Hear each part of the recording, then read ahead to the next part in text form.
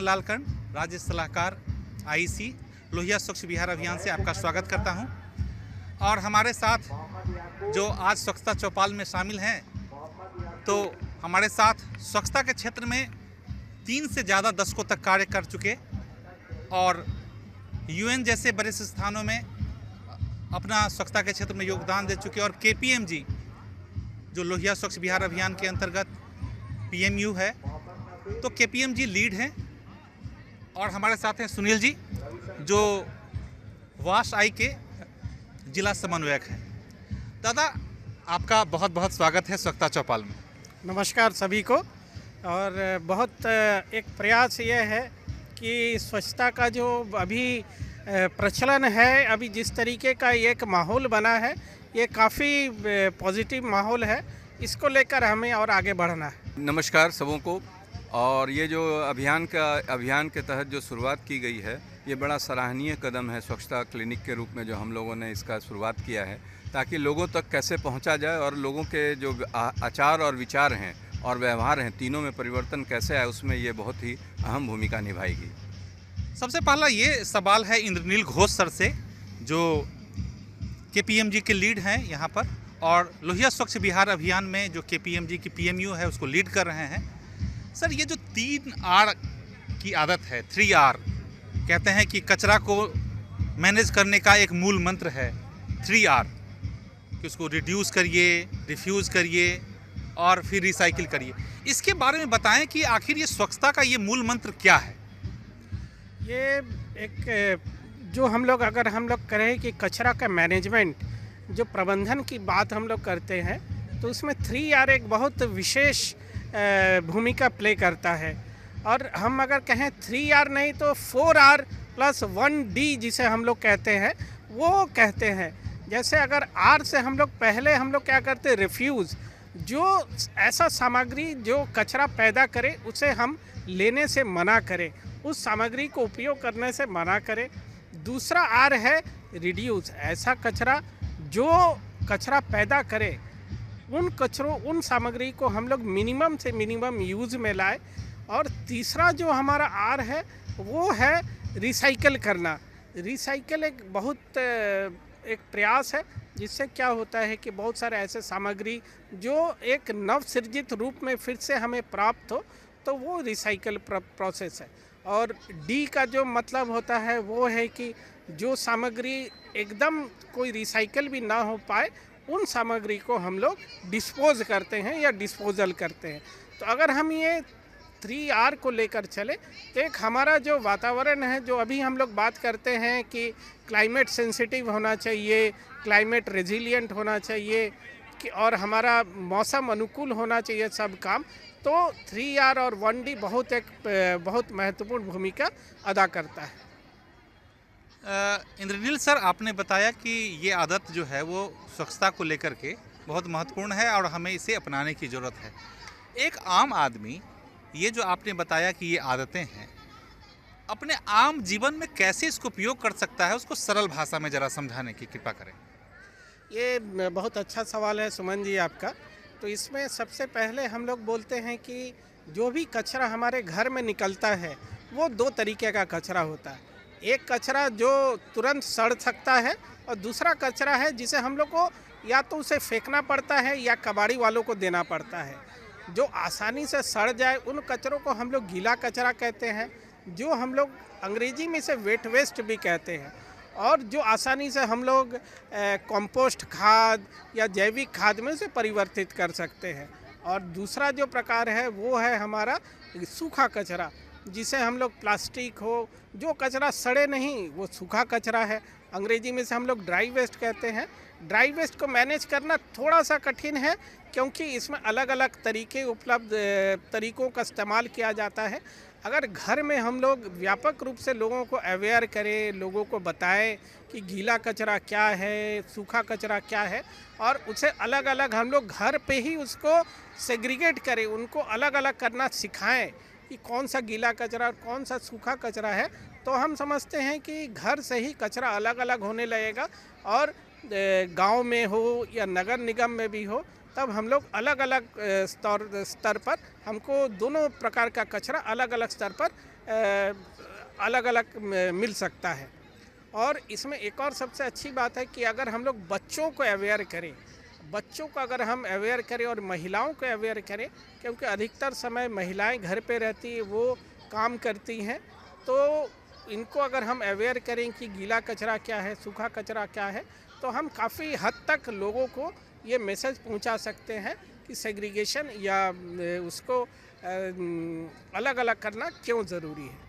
ये सर सबसे अभी तो इंद्रनील सर ने जो बात बताई वो बहुत महत्वपूर्ण है, और मैं इसमें एक चीज़ और जोड़ना चाहता हूँ कि एक काऊ मेथड पे हमने पूर्व में एक काम किया था जिसमें कलेक्ट ओनली वेट वेस्ट।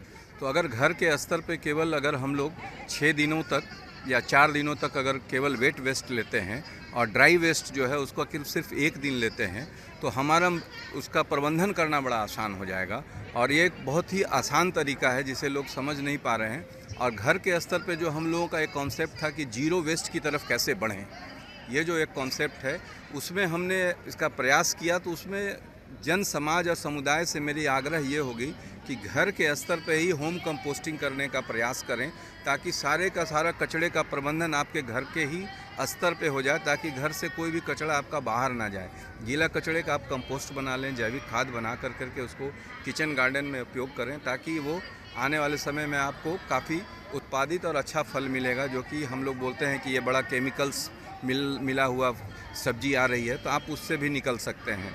दूसरा ये होगा कि हम लोग इसको पूरी तरह से अगर अच्छे तरीके से घर के स्तर पर प्रबंधित करें, तो ये एक आसान तरीका है जिसे हम बोलते हैं होम कंपोस्टिंग, एक माध्यम है जिसे आप अच्छे तरीके से अगर करते हैं तो आने वाले समय में हम लोग इस पर विजय प्राप्त कर सकते हैं। सुनील जी ने बहुत अच्छा बताया कि घर का कचरा हम अगर घर में ही मैनेज कर लें और जो सूखा कचरा है उसको अलग करें, गीला कचरा को अलग करें और गीले कचरे से खाद बना लें, तो जो केमिकल वाली फल सब्जियां हम लोग खरीदते हैं, बीमारियों की वो वजह बनती है, उससे भी हम लोग बच सकते हैं। तो सुनील जी, आप अभी आईटीसी के तरफ से या वासाई के तरफ से एक पूरे पटना ज़िले को देख रहे हैं, स्वच्छता के कार्य में सहयोग दे रहे हैं।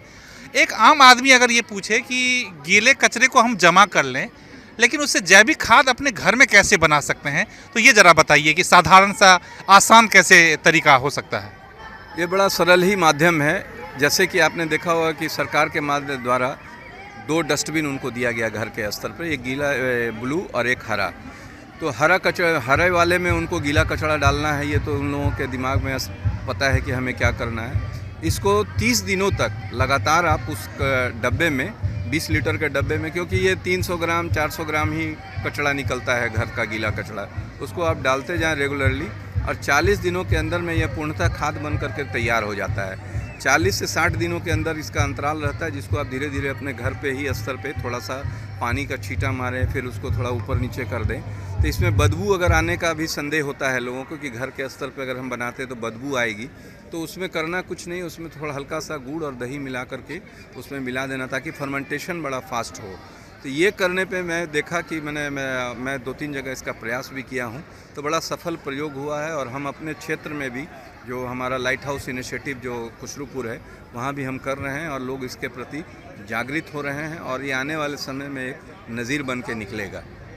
बहुत अच्छा सुनील जी, आपने लोगों को बताया कि कैसे हम लोग कचरे से, घर के जैविक कचरे से खाद बना सकते हैं। अगला सवाल इंद्रनील घोष जी से है कि जो घर का पानी होता है सर, जो हम लोग किचन के बाद, नहाने के बाद जो पानी बह जाता है बाहर, या तो नालियों में बह जाता है, या अगर नाली नहीं बनी हुई है तो इधर उधर वो रोड पे लोग फैलता रहता है और वो बदबू और वो मच्छर, वो बीमारियां लाती है। तो ये जो घर का पानी है उसके प्रबंधन के लिए क्या करें, व्यक्तिगत स्तर पर एक आदमी क्या कर सकता है? देखिए, बहुत अच्छा सवाल है, क्योंकि हम लोग वाटर मैनेजमेंट का एक बहुत अच्छा सिद्धांत है कि जो भी पानी हम लोग निकालते हैं उसका प्रॉपरली मैनेज होना चाहिए।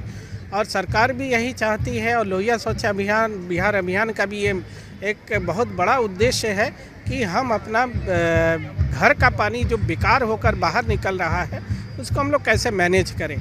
तो सबसे पहली बात जो है, जो घर का पानी है, वेस्ट वाटर है, जो इसमें अगर हम लोग उसका यूज़ करते हैं प्रॉपरली, उसको हम लोग सोख्ता गड्ढा में उसका यूज़ कर सकते हैं, और घर के स्तर पर हम किचन गार्डन में उसका यूज़ कर सकते हैं। और तीसरा जो एक और उपाय है, उसे हम लोग कहते हैं मैजिक पिट। मैजिक पिट, ये 3 जो उपाय है, सरल उपाय है, बस थोड़ी सी मेहनत की ज़रूरत है, और आदमी अगर समझदार हो तो अपने घर में इन तीनों चीज़ों को बना सकता है।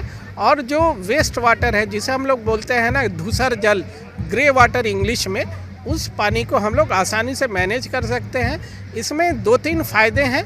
अगर हम बेकार पानी को मैनेज कर लेते हैं तो आसपास पानी जमा नहीं होता है, और आसपास अगर पानी जमा नहीं होगा तो आपका जो वातावरण है वो प्रदूषित नहीं दिखेगा, वहाँ मच्छर और बाकी जो पैरासाइट है वो नहीं पनपेंगे, जिससे मलेरिया, डेंगू जैसे बीमारियों से हम बच सकते हैं। और तीसरा एक और फ़ायदा है, अगर हम सोख्ता गड्ढा या मैजिक पिट बनाते हैं, क्योंकि वो जो पानी है वो धीरे धीरे ज़मीन के अंदर रिसता है, तो हमारा जो वाटर टेबल जो धीरे धीरे नीचे उतरते जा रहा है, ये इस तरीके से अगर हम मैनेज करें सोख्ता गड्ढा या मैजिक पिट से, तो हमारा भूजल स्तर भी उठने में मदद मिलता है। तो ये एक बहुत अच्छी प्रयास है, और मैं चाहता हूँ कि लोगों में ये जागरूकता जाए कि लोग अपने अपने घर में इस तरीके का छोटे छोटे सोख्ता गड्ढा ज़रूर बनाएं, ताकि वाटर रिचार्ज के साथ साथ अपने घर के आसपास भी मच्छर, इन सब गंदगियों से भी वो अपने आप को बचाव कर सकते हैं। तो बहुत बहुत धन्यवाद आपका। आपने इतनी शिद्दत के साथ हमारे स्वच्छता चौपाल के शो को देखा। ये हमारा पहला अंक है, और अलग अलग दिन सरस मेला में हर दिन हम नए विशेषज्ञों के साथ जो स्वच्छता के क्षेत्र में बहुत उम्दा कार्य किया है, अनुभव है, उनसे स्वच्छता के बारे में कैसे हम घर, आंगन, परिवार, आसपास स्वच्छ रख सकते हैं, इस राज्य को स्वच्छ बना सकते हैं, और उसमें रोजगार, उसमें उद्यम, उसमें उद्योग कैसे विकसित कर सकते हैं, उसमें कलाकृतियाँ कैसे बना सकते हैं, हम स्वच्छता के नए नए आयामों पर हर दिन चर्चा करेंगे। जुड़े रहिए हमारे साथ।